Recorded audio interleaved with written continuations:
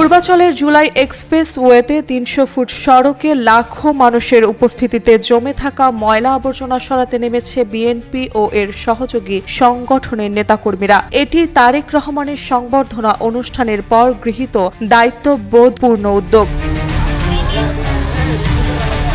২৬ December সকাল থেকে নারায়ণগঞ্জ ৫ আসনের বিএনপির এমপি প্রার্থী কিউব হোল্ডিংসের গল্পে সেই রেখাটি আঁকা হয়েছিল আজ থেকে ১ যুগ আগে। নকশাই আমাদের ভাষা।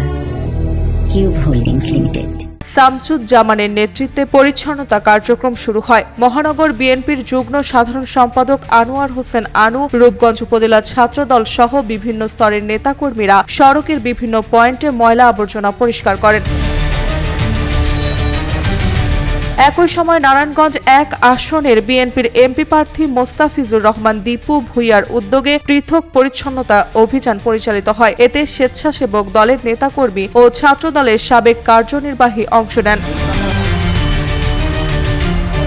নেতাকর্মীরা জানিয়েছেন, সংবর্ধনা অনুষ্ঠানে মানুষের উপস্থিতির কারণে সড়কে ময়লা জমেছে। দায়িত্ববোধ থেকে আমরা তা পরিষ্কার করছি। ক্ষতিগ্রস্ত গাছের স্থলে নতুন গাছ রোপণের পরিকল্পনা রয়েছে।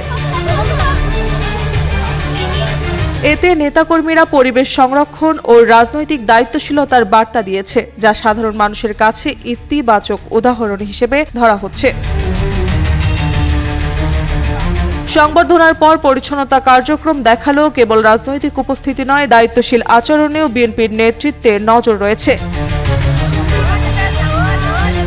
মার্জিয়া মৌ, রূপালী বাংলাদেশ।